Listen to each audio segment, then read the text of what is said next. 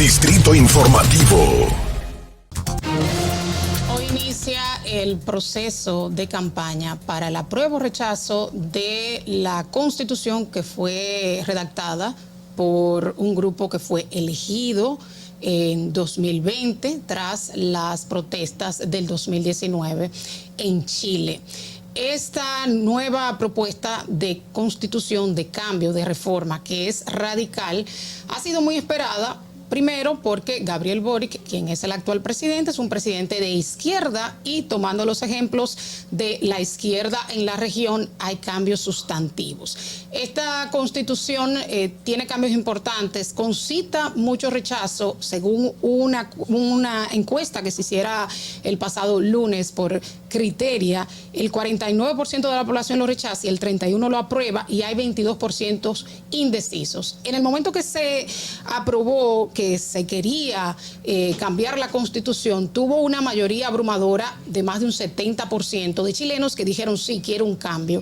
Y de hecho, en la elección consecuente para elegir la cantidad de convencionales que iban a cambiar la Constitución, la derecha estuvo subrepresentada, y digo subrepresentada porque solamente ganó 37 escaños y subrepresentada en relación a las posteriores elecciones. Recordamos en que Chile hubo una segunda vuelta porque en la primera vuelta quedaron casi empate el candidato de izquierda, que es el actual presidente, y el candidato de derecha, que es una extrema derecha, quien perdió en la segunda vuelta.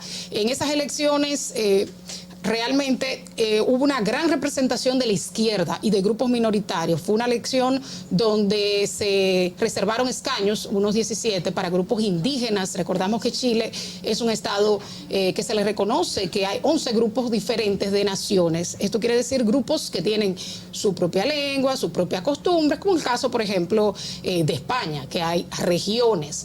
El problema con la nueva Constitución es que cambia mucho la naturaleza del Estado. Por ejemplo, va a ser un Estado plurinacional en donde se reconozcan los derechos de esos grupos. Pero no solamente los derechos de esos grupos, sino que van a tener un sistema judicial distinto. Un sistema judicial, unas normas, unas leyes para los chilenos y otras para los indígenas, lo que podría producir un choque en las leyes, un choque en el sistema. También es una constitución con perspectiva completa, transversal de género. De hecho, fue redactada en paridad, 77 mujeres y 77 hombres. ¿Qué pasa con esto? Que esa mirada transversal es hasta peligrosa, o sea, y choca, no representa la mayoría del sentir de la población chilena. O sea, estos puntos controvertidos lo que pueden generar una mayor división de una sociedad que ya está fracturada. En cuanto a esa perspectiva de género, se habla de que tiene que ir inclusive en los tribunales, en los fallos, y esto podría producir una parcialidad en los fallos. También que las mujeres tienen que ocupar un 50% de los puestos de dirección en las instituciones del Estado, también en la Policía Nacional, en las Fuerzas Armadas, y la discriminación positiva tiene su razón de ser en momentos en que hay mucha discriminación, porque es como darle un escaloncito a los grupos que están más desfavorecidos para que en vez de igualdad haya equidad, o sea, que puedan acceder a los mismos derechos desde una posición un poquito más privilegiada. Pero está el peligro de que puede ser que cree desigualdad en cuanto a las competencias, o sea, están todas las mujeres preparadas para ocupar ese 50% que se le quiere dar por esa cuota.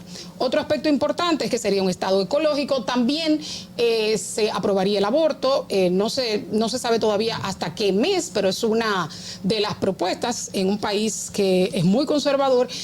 Va a haber un régimen presidencial atenuado. El aspecto de la reelección, que es uno de los aspectos que se tenía mayor ojo, principalmente porque es un gobierno de izquierda, se va a permitir la reelección consecutiva. Sin embargo, no se va a aplicar a partir de este gobierno de Gabriel Boric, sino en el próximo gobierno.